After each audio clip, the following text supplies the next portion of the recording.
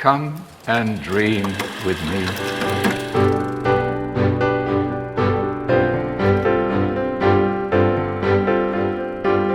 Hello and welcome to WDYWW, the Explosion Network's premier media podcast. Every week we get together to talk about movies, TV, and online content. Help you answer the question, when will actors stop disappointing us? Probably never. Also joining us, I'm your host, Ashley Hobley. Joining me today, Dylan Blight. When will people stop disappointing us? Yeah, I know, right? There you go. Better question. I mean, the answer is also never. So, yeah, rough weekend for Jonathan Majors fans, I think. So, rough weekend for women. That's true. Like, you know. Yeah. You know, both can be true. On today's episode, we'll be discussing everything our watch history, talking about a little bit of film news, discussing this week's top 3 and giving some thumbs to some trailers. Let's kick things off. Big film this past week, John Wick 4, debuting in theaters. Of course, the 4th entry in the John Wick franchise. Keanu Reeves comes back as John Wick, this time trying to, I don't know. How would you describe the film, Dylan? He's trying to get his freedom. He sure is. Yeah, obviously highly praised as we were going into it. Dylan, what did you think of John Wick 4? Fantastic. Loved it. It's awesome. This movie's fantastic. This one's I don't know, might be the best. It's hard to say. I'd have to do like a full rewatch. It'll be interesting to hear your thoughts in a minute because you did a binge coming into 4 to catch up. I would have to do a rewatch because they're all really, really good movies in their own right. This one's just balls to the wall. Let's make a nearly 3-hour action movie with just some really long action sequences. But as someone who appreciates action sequences when they're actually done right and their fight choreography and all these sorts of things, and it's not just a bunch of quick edits to make it look like it's stuff happening when there's nothing happening. This is all the sort of shit I really enjoy in action movies. And the thing I really enjoy how silly these movies have got, yet how committed it is to its lore, and they make it all believable. Like, you're like, how are these motherfuckers not dying? And it's like they're constantly like holding up their things because they've got their bulletproof vests, and like they commit, like, and they don't, like, it's all there. Throughout the whole franchise, as silly as it is, it's also weirdly more realistic than a lot of action movies. Like John Wick will constantly stop and pick up new mags for guns, and you know, like, it's all these little details amongst the silliness. But yeah, I thought it was really, really, really good. Also, Donnie Yen's in it, so I love Donnie Yen. So there's a win. Yeah, this one's... I'm going to say this one's my favorite one. Just because I think the characters are the most interesting of the series so far. Like, obviously, Donnie Yen is amazing as a assassin that is very unexpected, I guess. I don't know if his character has been revealed too much in trailers, so don't necessarily give it away. But yeah, beautifully shot. Like, obviously there's sections in Japan and France and all this kind of stuff, so like visually really interesting. I think it weirdly one of the best action sequences in that, I don't know, that roundabout thing that you always pops up in any action film that's set in France. Yeah, just a lot of over the top craziness. I think you're right. I think obviously it's definitely heightened its over the topness. I think obviously binging through 2 and 3, which I hadn't seen, the introduction of bulletproof vests or bulletproof suits definitely raises the unbelievability of it a little bit, but also they just, like you said, they commit to that idea and that theory. Even the ending of like 3, where there's like there's these soldiers and they just can't be shot anywhere. They've got full bulletproof stuff all over them. Yeah, that's obviously brought back and that kind of stuff. I think Ned Kelly armor, pretty much. Yeah. Yeah, I thought it was really great. But like Bill Skarsgård obviously plays the main villain. He's really great. Very different to, I guess, his performance in it, I'm guessing. It's very different. What's his name? The Marquis, something like that. The Marquis. Yeah, very over the top. yeah, just a lot of, you get to see some other Continentals, other elements, lots of callbacks, and then Johnny Yang and Keanu Reeves battle it out a bunch of times, which is super enjoyable. Lots of stairs. They love people falling downstairs in these films. To be fair, without going into spoilers, I do think that last stair part is like that's a lot of like, that's purposely done with imagery. Yeah, it's a little bit trolling. Like, it's almost like a religious undertone, or Seven Circles of Hell, or I don't know, like something. Yes, yeah. There's a lot to it, and yeah, it's a very satisfying film. Even it definitely leaves it an interesting place with, they have all this talk of, well, we're going to take a break and we're going to come back. The franchise has been out for nearly 10 years, or 10 years now. So yeah, well, it's this 4th film, so it's not surprising. But yeah, I thought it was really fantastic. Time kind of flew by, even though I admit I was very tired. I didn't get much sleep the night before, so I was like kind of struggling towards the end. But you can't fall asleep in this movie. It's too adrenaline. No, you're forcing adrenaline yourself to, filled. you know. Yeah, really enjoyable. So yeah, John Wick Chapter 4. Check it out. I got more shout outs. Hiroki Sanada versus Donnie Yen. Yeah, he's there's fantastic. A showdown between him and Donnie Yen. This, and I don't think I've seen that. At least I don't know. I haven't seen that in the Western. First time, at least I don't know if there's at least in the Western one. Really good. And also Rina Sawayama is she's really good in this. Yeah, she did a song for the soundtrack that's really good. Oh, that's interesting. All right. One of our favorite new shows, Shrinking, had its season finale. Of course, is the show starring Jason Segel, who plays a psychiatrist who lost his wife and is dealing with the aftermath while trying to raise his teenage daughter, and also trying to be a psychiatrist. Of course, heavily supported by Harrison Ford, Jessica Williams.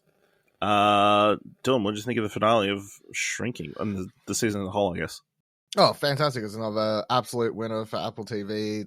Every episode was really great. I've grown to think that this might be one of the best things Harrison Ford's ever done. I don't know, even though it's like such a weird role for him. It's something they tried to do in that news movie years ago, one with Rachel Morning Glory, but it didn't work in that because he just, like, it's the same sort of thing, but I don't think it worked. Whereas this, it works. He's the grumpy curmudgeon dude, but he's actually like lovable in this, is the thing.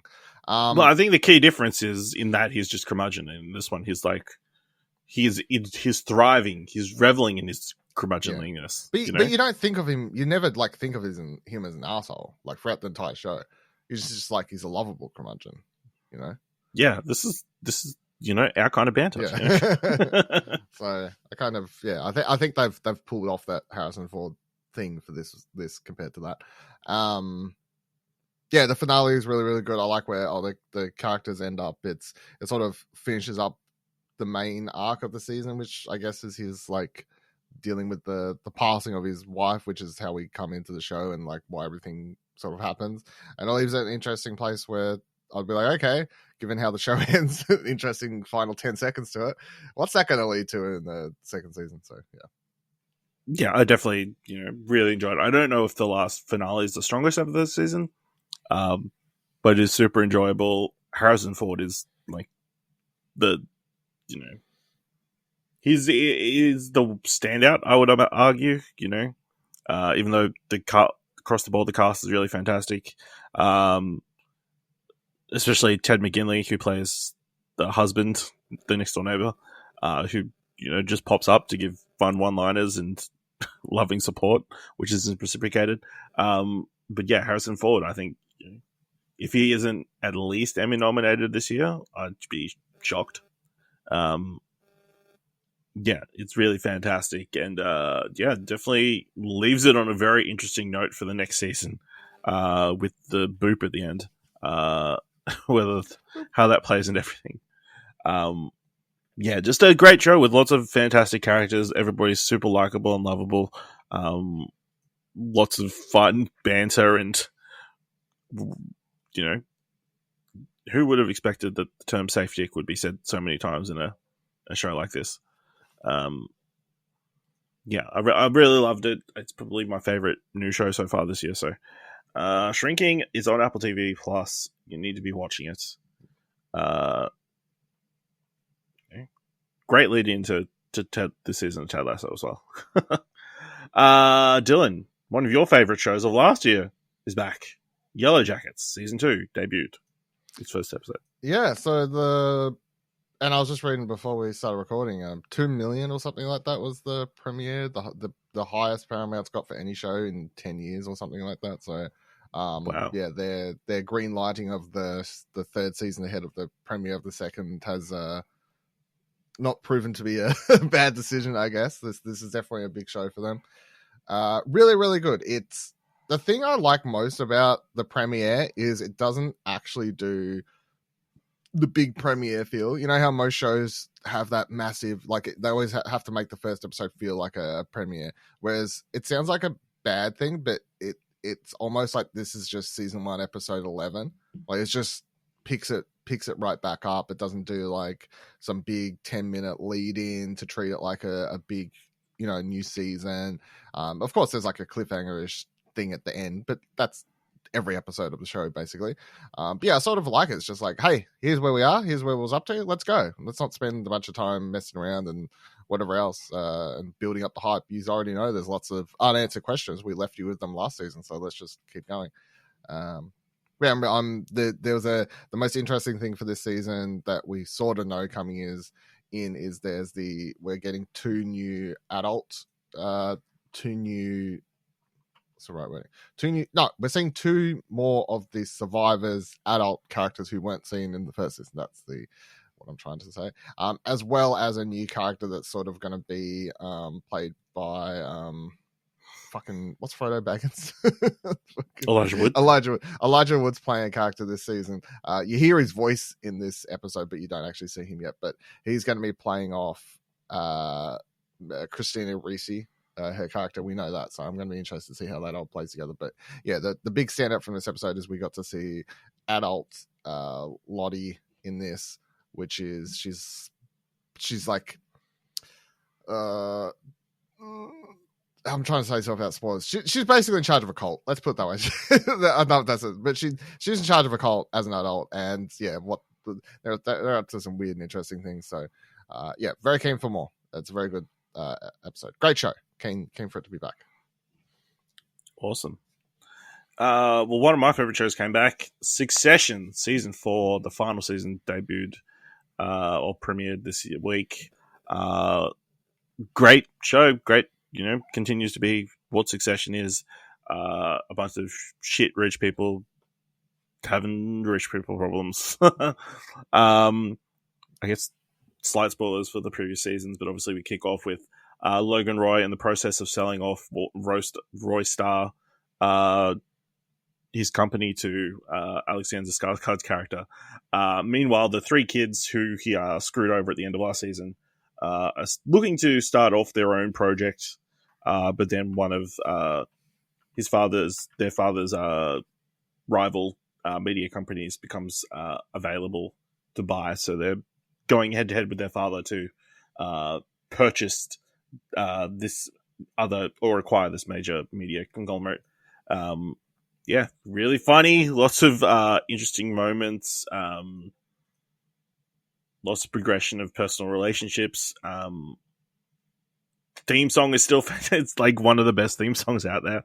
So that's just a fun thing to hear again. Get you in the mood for more Succession. Yeah, it's definitely leading to a very interesting point, but especially if this is going to be the final season, where it's definitely didn't I the say 3 this? kids. Didn't they already announce it's the finale? It did, yeah. They've said it is the final season. Interestingly, they didn't confirm it was the final season to the cast and crew until they did the final table read. I think the show, Jesse Armstrong, the creators, come out and says, I was really hoping the writer's room would be like, try to find a way to convince me to do more of the show, but they all suck at their jobs. No. Sometimes you just gotta... Other than money, Gotta end it to make the story good. Yeah, I mean, it definitely does make sense in the way it's leading up, where it seems like it's going to be the kids versus their father.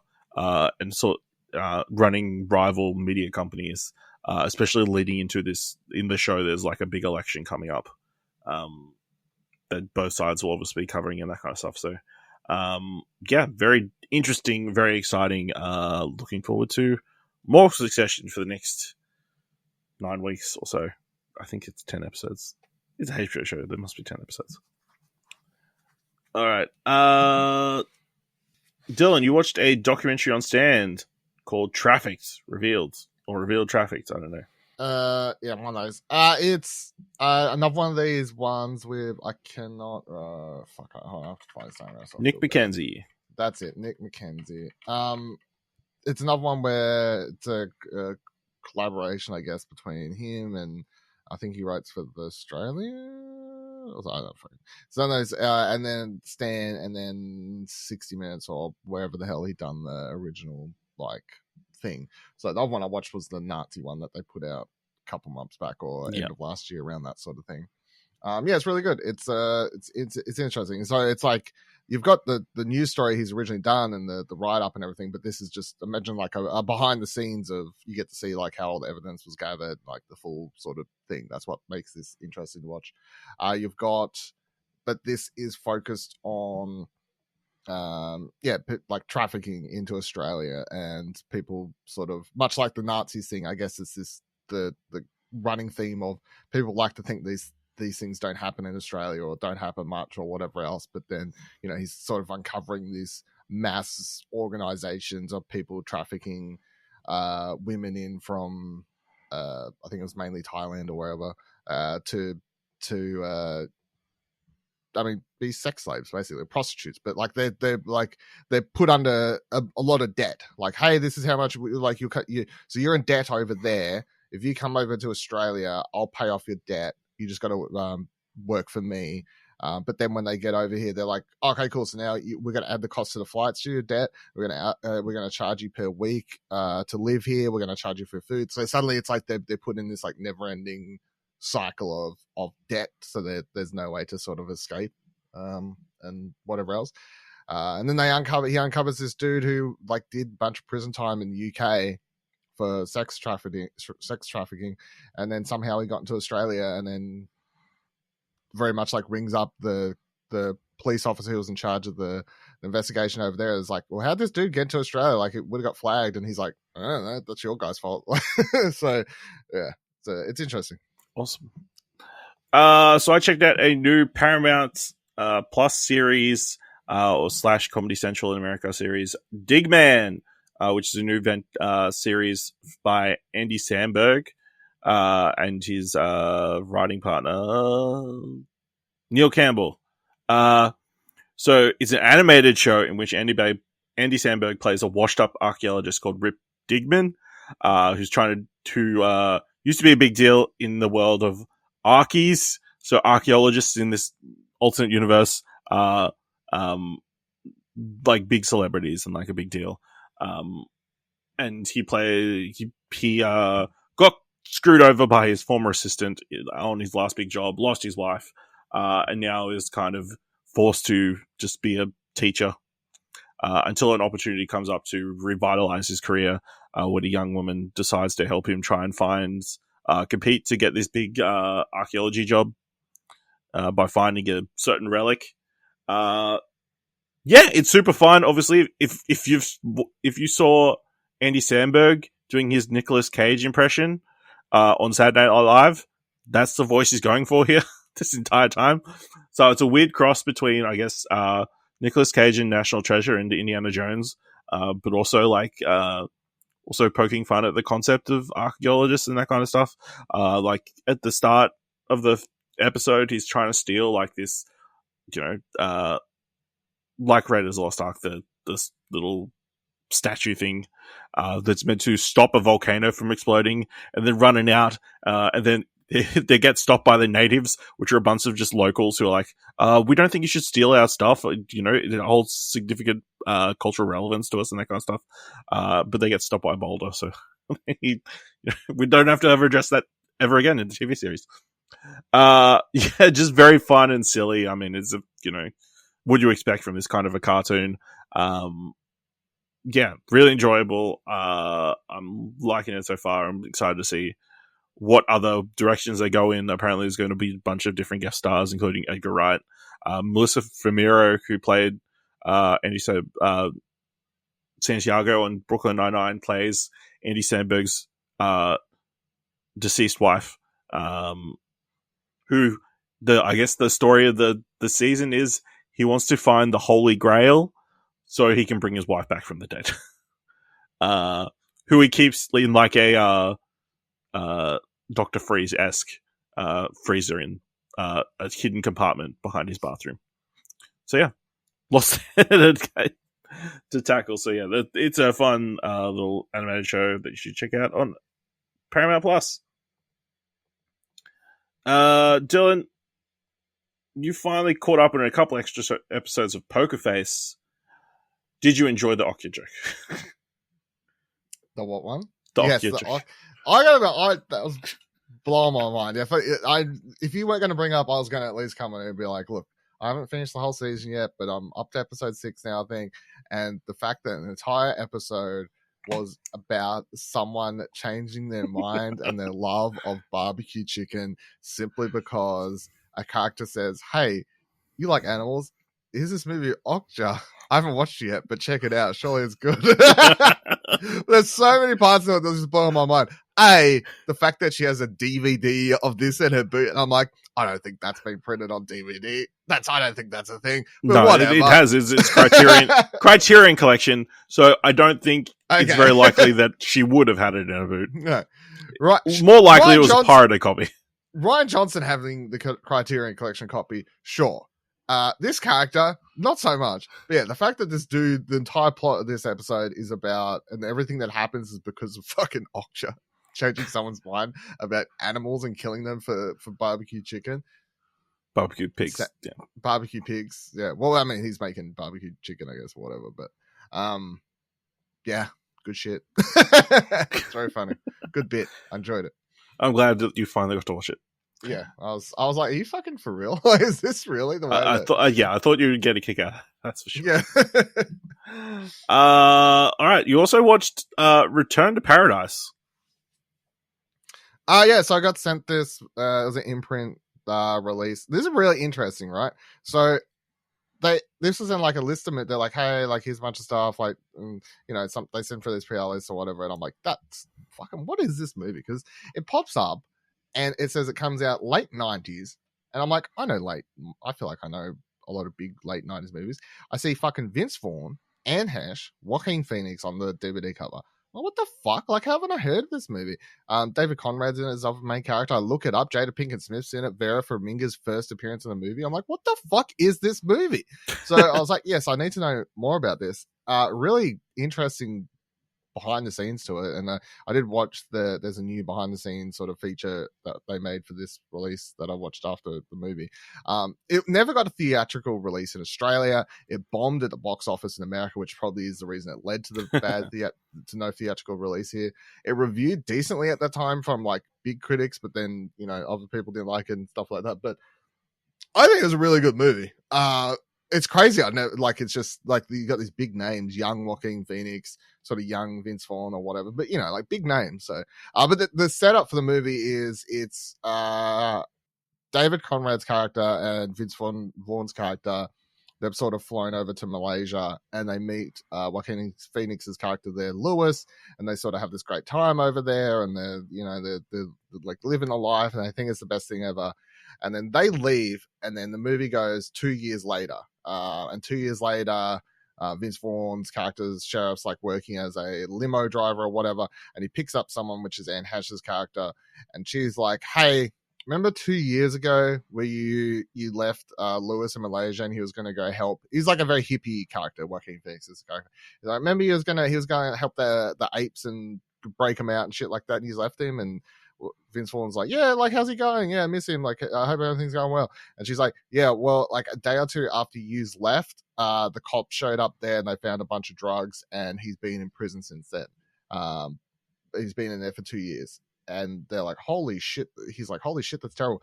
Also, in 8 days, he's going to hang for what he's done, unless you either agree to come back and do 6 years, is what the judges agreed, or you and David Conrad's character split and do 3 years each, and then Lewis will be allowed to live. So then the rest of the movie's played out as this sort of back and forth between all of them.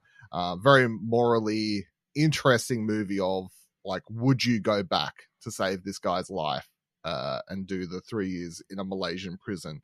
Or would you just be like, nah, fuck him and let him hang? Yeah, so it's some dark subject matter, I guess. Like, it's not like a feel-good movie considering everything that's happened to it, but some really, really good performances. You know, Joaquin Phoenix as always gives his roles really, really good. Vince Vaughn really good in this as well. Anne Hesh is really, really good. It's got a bunch of really good performances. So yeah, hidden gem. I'd put this under late 90s hidden gem. Awesome. So I've watched the first 2 episodes of Up Here. So this is we talked about the trailer a few weeks ago. It's a romantic comedy / musical about a couple in New York City. You've got Lindsay, who's moves from Vermont to New York City to become a writer after winning the Wheatley Prize short story competition. Unfortunately, comes to the city, finds out it's a typo. It was the weekly store price. So she uprooted her life on a basis of a typo. Meanwhile, you've got Miguel, who is a investment banker who's dealing with the aftermath of being cheated on, and then they both sort of start this sort of relationship sort of thing. But the big takeaway, the big selling differentiating point is they both have like 3 voices in their head that obviously pop up at different points. Lindsay's 3 voices are her mum, her dad, and her childhood best friend, who kind of ruined her life by telling everybody her deepest sexual fantasy. Meanwhile, Miguel's got in his head his mother, who's passed away, the guy who cheated with his girlfriend, and also the teenage girl who was mean to him throughout high school. Yeah, fucking confusing. It is very confusing, but also very, like, it makes more sense in context. Yeah, it's very cute and adorable, and like even though it gets very dark at times, and kind of mean, I guess. Lots of words that don't work together normally. I found it quite enjoyable so far, so yeah, I'm keen to check out a few more episodes. The songs, nothing really standout-ish, although there is this big song about Scott Porter plays the voice in Miguel's head, who's like he's like a business suit guy and wants to try and get Miguel to be similar. He's got this whole song about being a tiger or being a shark or being a tiger shark. It's very amusing, with very amusing choreography and that kind of stuff. Yeah, I think they play with the idea of the voices and that kind of stuff quite well. But yeah, I'm enjoying it so far. It's on Disney Plus. You should check it out. All right, let's move into the mandatory Netflix segment of the show. So I checked out the documentary series Waco, American Apocalypse. Now, Dylan, do you know anything about the Waco hostage standoff? Rings a bell. All right, so in 1993, there's a 51-day standoff between federal agents and a religious group headed by David... What is his name? David Koresh. Who's like a kind of like a cult leader. So the government wants to go in because they believe they've been like altering machine guns, like to make them from subautomatic to automatic or something. It's like a very gun culture-y kind of stuff. Well, pretty much they've got like a bunch of guns and they're like, we don't feel good about what you're doing here. So yeah, they go to raid the massive compound that they're staying in. Unfortunately, a member of their of the cult, I guess, finds out, and then they proceed to have a massive gunfight, and then proceed to have a massive 51-day standoff, in which, at different points they're like, oh, we'll come out, and other points they're like, no, get fucked. And it kind of explores it from kind of all sides. You've got people who were you've got the reporters who are on site, like documenting as it was happening. You've got like people from the actual cult who are inside, giving their side of the story, including like kids who were obviously very young at the time. Then you've got actual people on the law enforcement side, discussing like a lot of the fuck ups and that kind of stuff, and how really it comes down to a lot of miscommunication, and like one side of the negotiation side of the law enforcement is like, oh, let's just take it nice and slow and slowly get people out. Whereas the hostage rescuing side wants to just go in and guns blazing and take everybody out, kind of thing. Yeah, I think it's an interesting watch. And just hearing some of the cult side is not great, because this David Koresh guy was doing some weird shit. He dissolved all the marriages in the compound and was like, I'm taking all your wives to yourself. Very much, a lot of underage. It's weirdly a normal thing. There's always I am the cult leader.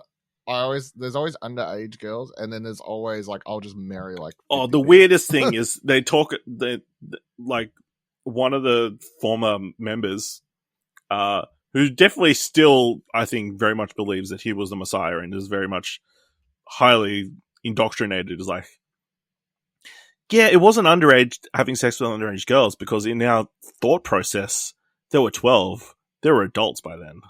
It's like, this is a woman as well. It's like, this is so messed up. And even recounting, she recounts having a sexual night with David, and I was like, it wasn't just him spending the night with me. He was trying to convert me and teach me about God and shit. It's like fucking crazy. But then on the other side, you've got all the government doing, all the FBI or whatever, doing a bunch of stupid shit. As soon as they've rescued a bunch of people, they'll drive over one of their cars with a tank. It's like, what are you doing? Why are you doing this stupid antagonistic bullshit?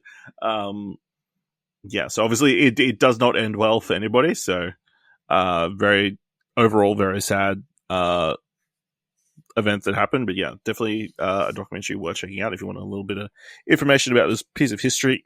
Also, because interesting, because I've seen they've got this Waco miniseries. It's that's why I remember it was on HBO years ago. Yeah, it's with Michael Shannon, I want to say, because they're doing a sequel series soon. I saw a trailer a couple of weeks ago. Didn't he die though? No, the guy did, but the other people are involved, because that kicked off. The other dread line is that after the standoff, the Oklahoma City bomber, showed up at the standoff, to watch, and was a supporter or whatever. And then several years later, he did the bombing on the anniversary of the end of the standoff. So right. So I guess it's tied into that somehow, or other threads or whatever. But yeah, I thought it's quite interesting how this is still running, I guess. Another thing, I meant that's what the Far Cry 5. No, 4? No, 5. That dude was inspired by Waco. Oh, okay. The religious dude one. No, that makes sense. Now that I think about it. Yeah. All right. That's all. Everything I watched history. Let's move into a little bit of film news. I got breaking news for you. Oh, breaking news. Breaking news. White Lotus Season 3, Thailand. Ooh. Dude, is that surprising, shocking? Not really. He said he wanted to do it he wanted a holiday.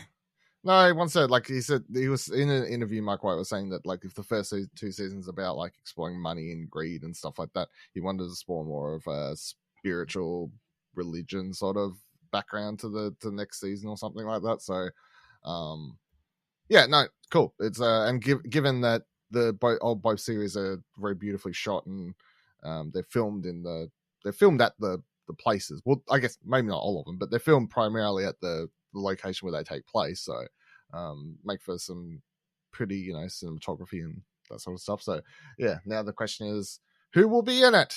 The casting news. So we'll see. But Thailand, there you go. So interesting announcement. Paramount Pictures has preemptively acquired a remake of the 1958 Alfred Hitchcock directed psychological thriller Vertigo, with Robert Downey Jr. eyeing the James Stewart lead role of the former police detective forced to retire after a line of duty trauma that leaves him with fear of heights and vertigo. The script will be written by Stephen Knight, the Sea and Peaky Blinders creator who just signed on to write a Star Wars film. Paramount was the home for the original film, and the Hitchcock estate favored the studio as a landing spot for this. The original was scripted by Alec Koppel and Samuel A. Taylor from the Boiler Najik novel From Among the Dead. So the reaction to this, not good, unsurprising, really. Obviously, anything done by Hitchcock, I suspect, that you want to remake is not going to be very well received. Did Hitchcock do Psycho? Because Psycho was remade, right? Yes, Hitchcock did do Psycho. I need to cut that audio out. Did Hitchcock do Psycho? No, I was like 99% sure. Just like most famous movie. Yes. I don't know. I think Vertigo is probably his most famous, it's Psycho. It's the fucking shower scene. But that was remade by Gus Van Sant, right? Yeah. Shot for shot. Shot for shot. Yeah, so. Yeah, Dylan, have you watched Vertigo? Yeah, it's probably my second favorite. It'd be probably second favorite. One of the greatest all-time posters, also for a movie, as another thing. So, yeah, no, nothing against anyone involved. Happy to be proven wrong, but from an announcement side of, like, there's good people involved and everything, like Stephen Knight and like he's a good screenwriter and Rob Downey Jr., good actor. But prove me wrong. But as for now, I'll say I will probably never be excited or okay with this until if I watch it and be like, I was wrong. But until then, there's nothing wrong with watching the original. I watched it probably like last time 4 or 5 years ago. I know that's like a while ago, but like it was perfectly fine then. I'm sure it's perfectly fine now. It's still a good movie. Yeah, I'm good. Yeah, this seems like they're on a hide into nothing, really. Why would, if it's good, they're like, oh, well, thank God. But I don't think it's like people are clamoring for a remake of Vertigo, particularly. Especially in the film genre. Aren't they making a Vertigo video game? I think that's definitely something that sparked in my memory. Yeah, it's such a weird one that, I guess the question it kind of raises is what film properties are definitely off the table, should not be remade. I don't know. I don't like putting that blanket thing over it. It's less about the film and more about like it's just place in history, I guess, is what it comes down to. Like you just hear it when someone says so and so is gonna remake X. You're like, don't know about that one. Like there's just certain things. You're just like, your brain goes, that seems unnecessary. That seems like a waste of money and time and effort for no reason. Yeah. I mean, yeah, it's definitely interesting, but on the other hand, we've had recent films like West Side Story that's been redone that holds its own, I guess. A Star Is Born has been remade like that's not a classic. 5-6 times though. Yeah, I guess it's difficult if they remade Casablanca or Gone with the Wind or Sound of Music. How good would that be? They're like less problematic. Like, there's just some movies where you're like, they're part of history. They're there. They're done. But on the other hand, to play Devil's Advocate, does it diminish that film in any way that there's another version? No, but I just feel like it's that thing of why. What I just like unless you've got unless you need you need a take. Like if the point of remaking it solely just because you think it's a good movie and you just want to bring it back to new audiences and you're not actually offering anything new with it, like then I don't understand the point. Is my main problem. You know, like if you're thinking about the Psycho one, there was no point to that other than.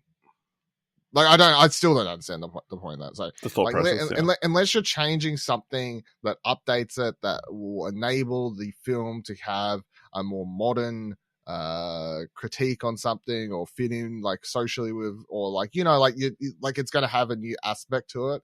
If you're just doing the same, like if you remake Gone with the Wind and it's still set in the fucking 30s, it's like, what's the point? Like, what are you having to say about modern audiences and life?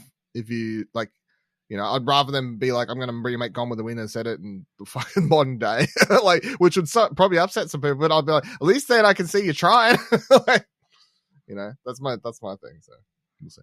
Yeah, absolutely. But yeah, I guess it's a very interesting one, and I'm sure it's again a conversation we'll have again when they remake another film property that we all love and feel like it doesn't need to be remade.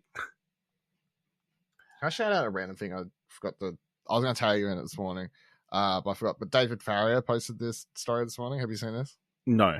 So he posted this story this morning on his website, webworm.co, about Michael Organ and how, as of this morning, he's only allowed to finally write about how he tried or took him to family court and accused him of like you can't reveal everything in it. I guess being violent to someone, and it was like a whole court thing.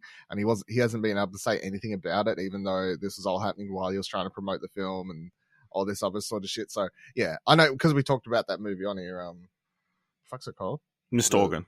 Mr. Organ. We talk about Mr. Organ on here. So yeah, if you watch that and you want to continue the story of Michael Organ and what the fuck's going on there, it's still going, baby. it's still a wild time. So yeah, I read that this morning when I woke up. I would highly suggest reading. Well, that's not surprising, especially considering that the Tickled story continued on after the film's premiere, and only really ended when the dude died. So. And there's this fucking reporter, Sean Plunkett, not reporter, a news broadcaster in New Zealand, who, like, the article also points out, he's just, I don't know why he's helping or so happy to play ball with Michael Organ, but there's something dodgy going on there, or Morgan's playing him for like a fiddle. I don't know, but yeah, watch that movie, because it's a good documentary. And watch Tickled as well. Very good movie. But then go read this article once you've watched Mr. Organ, because it's just a continuing story of what the fuck is going on here. All right. So according to Bloomberg, Apple has approached other studios about partnering or releasing on releases for some of their films on this slate this year and into the future. And the company has internally pledged to put movies into thousands of theaters with a window of at least a month. Plans have not been finalized. Bloomberg suggested Apple will make its own major investment to the tune of $1 billion in original films. Of course, major theatrical candidates for this year include Martin Scorsese's Killers of the Flower Moon, Matthew Vaughn's Argyle, and Ridley Scott's Napoleon. Previously, Amazon has been reporting to investing $1 billion towards getting more of its movies into films and theaters, raising the profile of the film before they hit streaming. Dylan, are you a big supporter of this move? Yes. It's shocking. I can tell the way you asked your question. Like, this is a redundant question. Why did I even bring this up? Yeah, I mean, it's promising and exciting that, at least most of us will be able to see Martin Scorsese's next film in theaters. Especially when it's already been talked about potential Best Picture kind of quality. But yeah, I guess another massive company throwing its weight into theaters, and I guess Apple further pushing for Apple TV to become a big deal. I think they're currently potentially in the bidding war to get the rights to the Premier League, at least in the UK. and they've already done a bunch of sports streaming stuff, a lot of baseball and some football in America. They stream on Apple TV. I think you can even get like the MLS across the world on Apple TV if you want. When I boot up my Apple TV, like my actual device, and I scroll down through the TV app on my Apple TV, there is some sports listed there, but I don't pay any attention, obviously. That's good to know. But yeah, there's a very promising, and obviously with Apple making more movies, buying more movies, them getting an actual theatrical release will be pretty good. Am I expecting films like Ghost of Dual Spirit to show up in theaters? Maybe not, but they're bigger. At least they're more expensive stuff you would expect to show up, which would be good. Update on the Aristocrats live action film. When they said everybody wants to be a cat, that apparently included the Academy Award and 6-time Grammy winner Questlove. In news reported by Deadline, Amir Questlove Thompson is set to direct a live-action animation hybrid remake of the Aristocrats for the House of Mouse. The film is being compared to similar hybrid films like Sonic the Hedgehog and Space Jam: A New Legacy, featuring live-action performers crossed with CGI. There's no word yet on whether or not this means the titular cats will look like CGI updates of the animated origins, or will be another semi-realistic Uncanny Valley adventure similar to Disney's recent remake of The Lion King. Dylan, you're a big fan of Summer of Soul or The Revolution Could Not Be Televised. Do you think Questlove would make a good director of The Aristocrats? I thought this came out a few years ago. No, you're thinking of Lady and the Tramp. No, there was another one, right? Nope. Not of the Aristocrats. Aristocats. Okay, wasn't Taylor Swift in it? No, that you're thinking of Cats. Right, okay. See. And I suspect this is not going to be like that. Disappointingly. Okay, I see. I understand. Okay, well, I had a little bit of confusion there. Judi Dench, I thought, was the Aristocat. At least the butthole cut. I don't know. I have no care factor for this. No, Questlove a good pick for this. Sure, why not? It's like he's a, he's got. I don't know. He's not a bad choice. I've zero care factor for this though. I'm kind of getting sick of the live action movies, to be honest. Like I'm sort of. Coming into Little Mermaid and thinking that looks pretty Peter shit. Pan and Peter Pan looking pretty shit. They're just like, how many of these live action ones are good? Like 1 out of 10. Like I'm like, what's the how many have you actually enjoyed? I don't know. List them off for me. What's the remind me? Okay. What do we got? Let me find a list. There would be Cinderella. I'm guessing that was the first one. You find a list. Let me tell the audience a little something quickly. If you have children and you want to get them into Star Wars, there's a show coming out on May the 4th called something Jedi, Little Jedis, or something like that. Anyway, Star Wars YouTube channel put up a little first look at that show this morning. It was very adorable. It's set during the High Republic era. Yoda's teaching some little youngling Padawans how to, use the Force and shit. It's good shit. Check it out. I guess it depends on when you will start. I'm guessing, Go from this like Cinderella's probably the first one, right? Cinderella is the first one. I haven't watched that. This Wikipedia article includes Maleficent. That counts. That's a bit of a stretch. So, that counts. Do you like Maleficent? No. Nope. The Jungle Book, 2016. Yes. That was good. Alice Through the Looking Glass. Didn't watch it. Beauty and the Beast. No. Christopher Robin. That's a bit of a stretch. Yes, I did like that. Dumbo. No. Aladdin. No. The Lion King. No. Maleficent, Mistress of Evil. Didn't watch that. Lady and the Tramp. No. Mulan. Did I watch that? I can't even remember. Next. That's not a good sign. It's definitely not good if you didn't watch. Cruella. Yes. Like that. And Pinocchio. No. I've watched. No, and I'm not going to watch because it looks fucking trash. Like, my picks are, 2, 3 I liked out of that whole list? What? Yeah, I think it was Christopher Jungle Book. Robin, Jungle Book, and Cruella. Yeah. So like three. The three I like are the ones that aren't. Well, two of them are like definitely not direct adaptations of. Yes. So I think telling that's their own original stories. Yeah. And Jungle Book. They got rid of the musical aspects. Okay, yeah. Not to say that was an improvement. I like the songs, but at least it did something that wasn't a direct the thing. I guess the Jungle Book's the only one that I enjoy. I have a soft spot for that Jungle Book though. I loved that as a kid. So, but yeah, the other two, the standouts are they're not doing direct remakes of the animated. They're using the property and spinning them off and doing something different in live action. So yeah, that's the key factor there.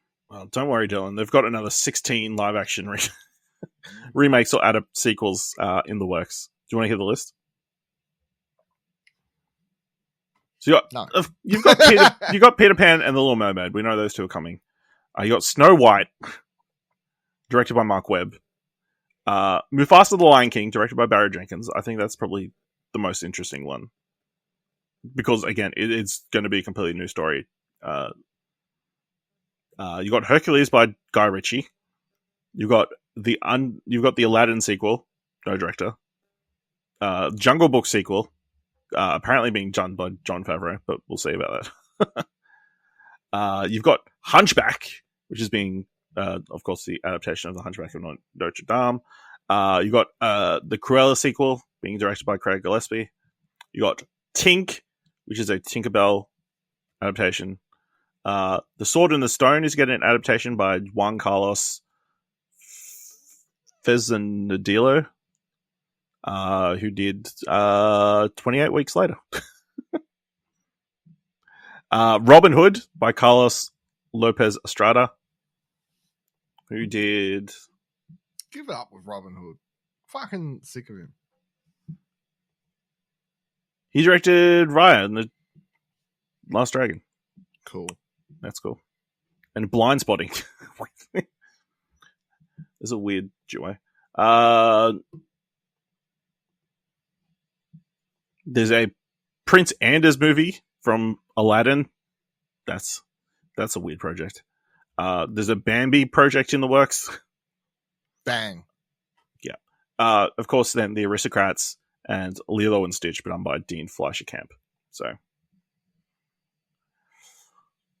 yep, we're going to be seeing a lot of these in the future. Fucking ecstatic. Also, apparently, someone is very keen on directing a Prince and the Frog adaptation. So that might be the next project added to the list. All right, yeah, that's kind of it for the film news for this week. Let's get into some thumbs for trailers. Of course, you can find all the trailers we're about to talk about in the show notes below. First trailer for this week, Knights of the Zodiac, directed by Tomek Baginski, starring Bekenyu, Femke Janssen, Madison Iceman, Diego Tinoco, Mark Dacascos, Nick Stoll, and Sean Bean. When a goddess of war reincarnates in the body of a young girl, street orphan Saya discovers that he is destined to protect her and save the world, only if he can face his own past and become a Knight of the Zodiac. What do you think of the trailer for the Knights of the Zodiac? What's the background to this? Is it just a manga? It says Google says manga. Was there an anime? I assume there was an anime. Right, I'm going double thumbs down. That just looked like what used to be a straight to DVD release of something. Yeah, Femke Jansen's still acting. Hey, cool story. Yeah, double thumbs down. Not for me. I'm good. I'll go one up, one down. I don't think it's that terrible, but yeah, it definitely feels like a bit of a B movie. 60 million it had, it says. Yeah, I mean, million. It's a reasonably big property, I guess, in Japan, based on the Saint Seiya and manga, or Knights of the Zodiac, I guess. Yeah, big. Let's see. Saint Seiya manga has had over 50 million copies in circulation as of 2022, making it one of the best-selling manga series ever. Lots of animated series I've seen animated. I believe Netflix recently had an animated series air on it for several seasons. So, yeah, I mean, it's a new property to us, but I'm sure to a lot of people it's a big deal. But yeah, I think there's definitely interesting elements there. It's like, it seems like they're sticking true to what the actual manga is. It's just very weird with a bunch of American actors, I guess. Like, it's weird seeing Sean Bean in this, talking about gods and Athena and this, all this stuff. So, yeah. So, Knights of the Zodiac is coming to Japanese theaters April 28th, American theaters May 12th. No release date here in Australia. Next trailer, directed by Kevin Heffernan, starring Kevin Heffernan, Steve Lemmy, Jay Chandrasekhar, Paul Sota, Eric Stolhansky, and Adrian Pilecki. A hapless hunchback yearns for love but finds himself in the middle of a deadly feud between the Pope and the King of France when they each order the misfit to kill the other. Dylan, are you a big Broken Lizard fan? I've watched their movies. I wouldn't say like I'm a big, like I'm not a die-hard fan that can name them or anything, but yeah, I'm aware of who they are. I'll go double thumbs up. This looks like a good time. Silly. Reminds me of, yeah. So obviously this is sort of the old-fashioned Monty Python-esque group comedy group film that you don't often see anymore. Obviously they're sort of the remaining, I can't think of anyone else that does these sorts of things still, but it used to be like Andy Samberg and friends, I guess, to a degree, but there was, yeah, lots of funny bits and jokes in it. It's very it's very silly, so Yeah. but yeah, I'll go double thumbs up.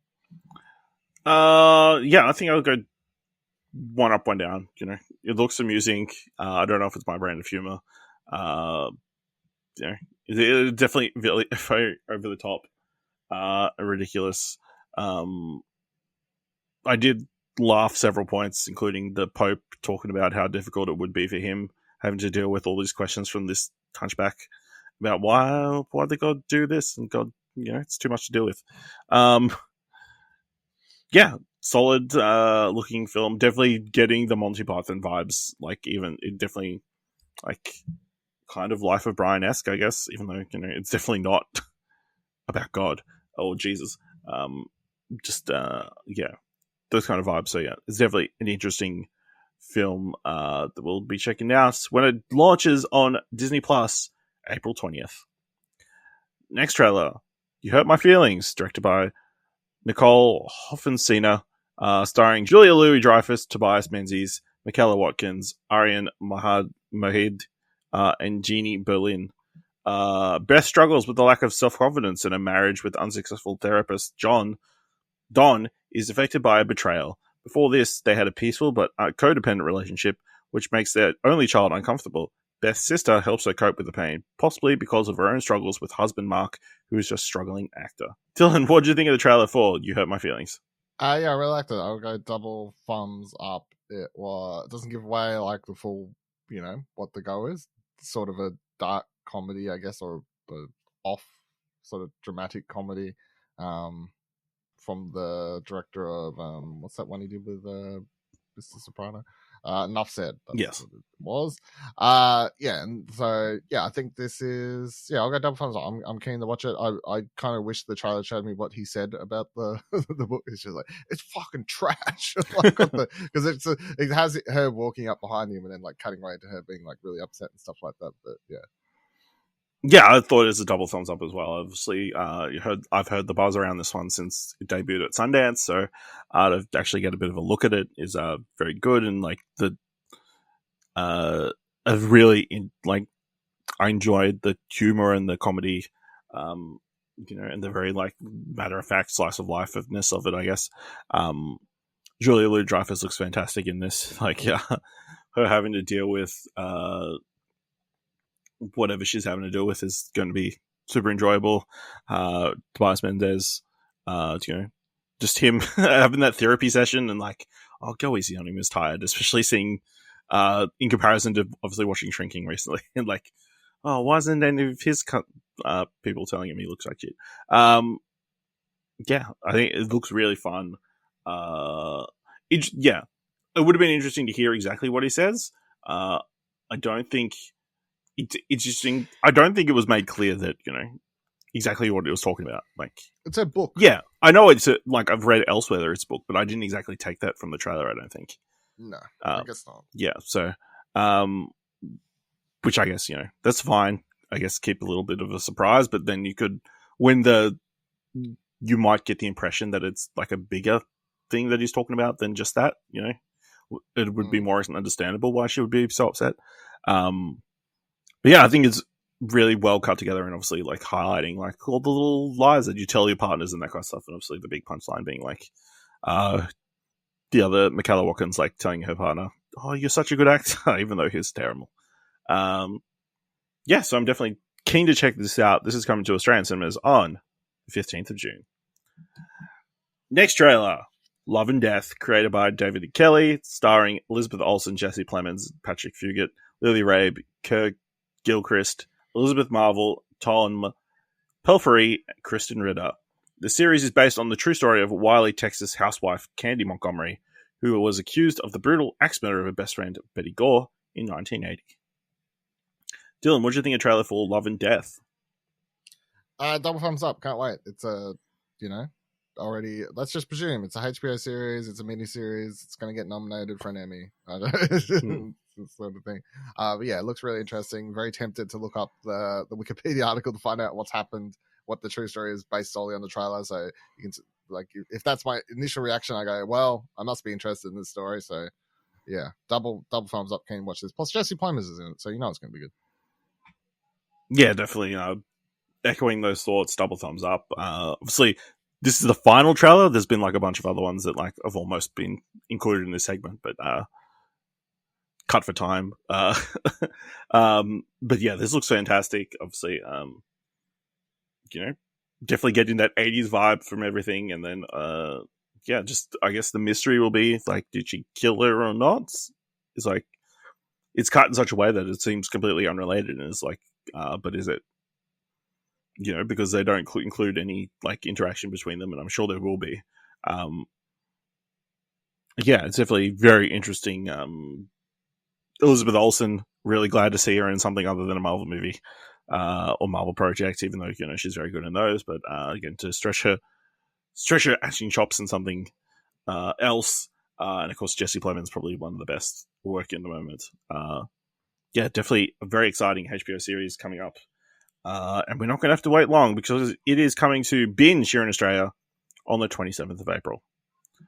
Last trailer for this week, Mighty Morphin Power Rangers, Once and Always, directed by Charlie Haskell, starring Walter Jones, David Yost, Steve Cardenas, Catherine Sutherland, Johnny Young, Bosch, Karen Ashley, Charlie Kirsch, Richard Stephen Horwitz, and Barbara Goodson.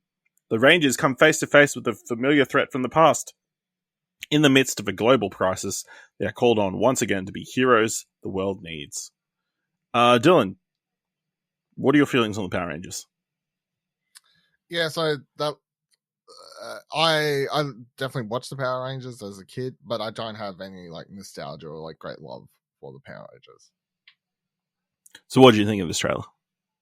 Go one up, one down. So it's definitely a trailer made to pull in those old school big fans and stuff like that. And I'm like, yeah, cool. Like that's the dude. Like I can recognize people's faces a bit, but like I've got no like it's not pulling my nostalgia factor in a trailer. It's definitely going for that nostalgia factor, which I think is fine. The movie's in this case it's been made as a solely like project for them, for the old school Rangers. It's not supposed to be like this passing of torch thing. You've got these other new series with different Rangers and stuff. This is just solely a movie for the old school fans, I guess, to a degree. So yeah, if it's for you, it's for you. If it's not for you, it's not for you. I feel like it's pretty cut and dry.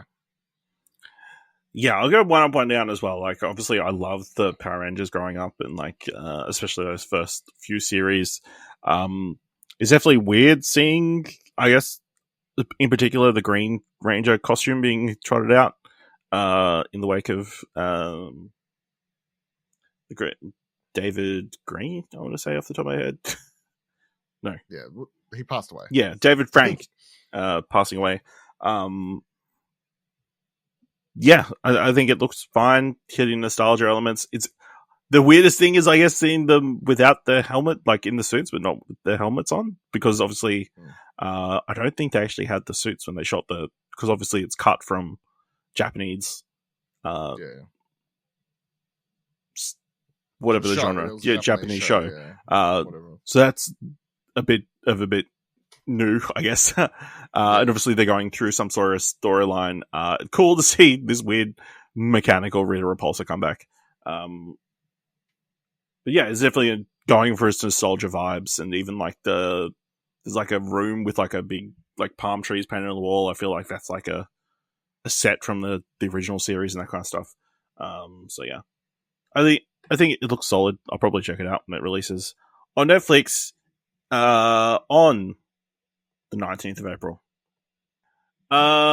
Before we get into this week's top 3, I just wanted to give an update on this year's Movie Fantasy League. So, of course, we're hitting the end of the first quarter. I thought I'd just give like a score update. So, of Dylan's list of films, which you can find in the show notes below, I'll link to the article. 5 of his films have been released, including 2 of his wildcards, Knock at the Cabin and 65. So Dylan is currently sitting at a score of 61. His current highest gaining film, John Wick Chapter 4, which is netting him 38 points, including 24 critic points, is currently sitting 4th at the box office for the worldwide for the year. Suspect that to rise, considering it's only been week 1. So that's not too bad. That's pretty. I think that's pretty good, and you've got a lot of heavy hitters still to come for the rest of the year. I've only got 4 movies released so far, but I'm sitting on a score of 66. But again, that probably will drop. The 2 big point getters are Ant-Man the Wasp: Quantumania, which is sitting. I got 16 points from because it is currently the number 1 film of the year, and Creed 3, which I got 29 points for.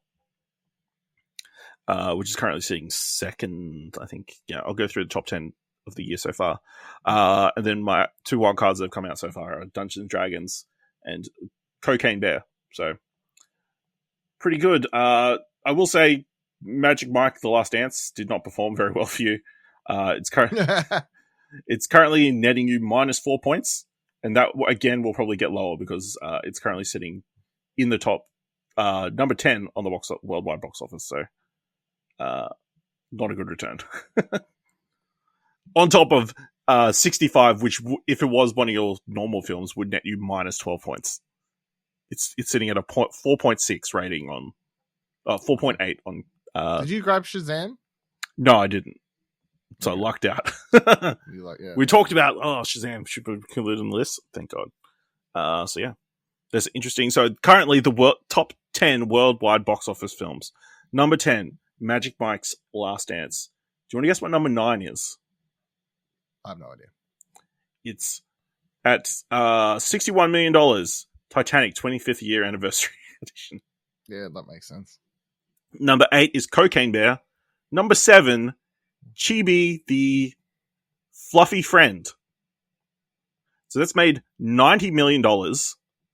Is a film that's only been released in Russia.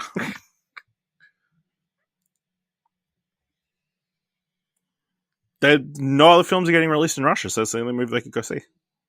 I mean, if that could be the legit reason, and that would make sense. Yeah. Number 6 is Shazam: Fury of the Gods with $101 million so far. Number 5, Patan, the Indian action film, which I've heard a lot of good things about, sitting at $112 million. John Wick Chapter 4 at number 4 with $137 million. Scream 6 at number 3 with $139 million. Creed 3 at number 2 with $246 million. And Ant-Man and the Wasp: Quantumania at number 1, $469 million. That movie definitely, it bombed. Uh, so yeah, I guess we'll do an update at the end of June. So look forward to that. All right, let's move into this week's top 3. Definitely in the top 3. So in honor of John Wick, I thought we'd let everybody know our top 3 current action stars. Yeah, I guess whatever kind of criteria you want to use, like critically best or box office best, or whatever thought process. So Dylan, what's your number 3? My number 3 is Keanu Reeves. Hey, you may have seen him in some movies called John Wick. You may have seen him in a bunch of other movies not called John Wick, where he looks the same as the John Wick character. Sometimes he has a samurai sword and stuff like that. But primarily John Wick. And making him definitely one of the biggest action stars at the moment. All right. My criteria is what I deem a good action star. And what's that criteria? I don't know. You extract that from my picks. All right. My number 3, Donnie Yen. I think, any film he shows up in is like a highlight of. Of course, he appeared recently in John Wick Chapter 4. He was fantastic. He was one of the highlights of Mulan. Definitely, again, one of the highlights of Rogue One. And then, of course, all the action work he's done in more Asian films. I think he set himself as one of the top action stars in the world, even at his age. So yeah, Donnie Yen, number 3. Dylan, what's your number 2? Number 2, Donnie Yen. Donnie Yen is, so like a lot of people, I only just really heard about him, started watching his stuff with Ip Man. That's where I think most people, like Western audiences, probably seen his stuff. There's 4 of those movies now, but yeah, he's between either the more Asian influence stuff, like recently he was in a bunch of like Wukong movies and stuff like that I haven't watched, but through to the fact that he's in a bunch of big Hollywood franchises over recent years, from Star Wars to now John Wick and whatever else. Like, yeah, he's proven that in any movie he's in, he's going to be a standout. And over the years, he's consistently shown to be one of the best martial artists on screen. But I think he's got the best of both worlds. He's got like the X factor where he's got like really good martial arts, and he's really good stunt coordinator, and he's really good like choreographer and everything like that, because he's lightning fast. Like, he's got that sort of X factor that makes him good. But he's also he's got a lot of charisma that makes him stand out when he's in movies, be that speaking English, Mandarin, whatever. Like, I think he speaks like 3-4 different languages or whatever. So I definitely think he's a X Factor sort of action star. My number 2, Keanu Reeves. I think John Wick, probably the premier action franchise at the moment. He's the face of it. Then you include, the Matrix Revolutions, which he's done recently. I can't think of any. Well, I can think of only one more higher rated action star at the moment. So, Keanu Reeves, crazy, considering the longevity of his career. I guess John Wick helping him to have a bit of a resurgence. So, that's my number 2. Dylan, what is your number 1? Who was your number 1 action star? Do you want to do 3, 2, 1 and say him at the same time? Yeah, sure. Ready? 3, 2, 1. Tom Cruise. Yeah. So obviously Tom Cruise, number 1 action star at the moment. I feel like this is a no-brainer. Like, wrote the list, 1 downwards sort of thing. Tom Cruise is in the biggest, was in last year's biggest movie. He's in some of the biggest action franchises coming out of America. He makes any movie he's in. He wants it to be a success. He wants it to be massive. He wants the stunts to be like these huge spectacles that you see on the big screen. Like, any franchise he jumps aboard, from Jack Ryan to Mission Impossible to now returning to Top Gun, he he goes out of his way because he's always a producer on all these things recently as well. So, he goes out of his way to make sure he's at his best, everyone else is at their best, and he wants these to be things that people watch on the cinema and they're truly wowed by as action films and as an action star. So yeah, Tom Cruise number one for sure. Yeah, like you said, I think he's dedicated to making the best possible action movies he can. The whole running thing has obviously become a bit of a meme, but there's no doubt that the best action movies of the last decade most of them have starred Tom Cruise. There's no getting around it. I mean, it'd be nice for him to see something where he's not running or almost blowing himself up or almost killing himself, but guess doesn't float his boat anymore. Interesting, all these actors, action stars, well in their 60s. They're all born in the 1960s, so crazy. These young ones. Yeah, I guess. They got nothing in them. I mean, who would you be your 4 and 5, do you think? Fuck. 4 and 5. 4 and 5. I mean, it would be arguably the likes of Vin Diesel, The Rock. And then I also threw in Hiroyuki Sanada, who's had a fantastic, couple of years. But even there, not spring chickens, That's a very hard question. I don't know. I can't answer that. I didn't You didn't prepare, so okay, I won't put you on the spot too much. Don't put that on me. Don't put you on the spot. Hey, Dylan, this week, what do you want to watch? Scott Adkins? Maybe number 4? That's true, I've heard Accident Man is fantastic, So I know that's not big, but all these movies are his action movies are top notch. So I know they're not big on the cinema or anything. All right, what do I want to watch? I did so well last week, and I remember this was a segment. Now I forgot. Hold on, let me open the calendar. God damn it! This week, what is in cinema? It's loading. What do we got? We got Broker and Stable, Ryan. Oh, all right. So this week, I would like to watch Tetris. I would like to watch the Apple TV film Tetris, which has had some, I guess, mixed reviews. I've seen people say it's really good. I've seen some people say it's really bad. Whatever, cool story. I'm in to watch it either way.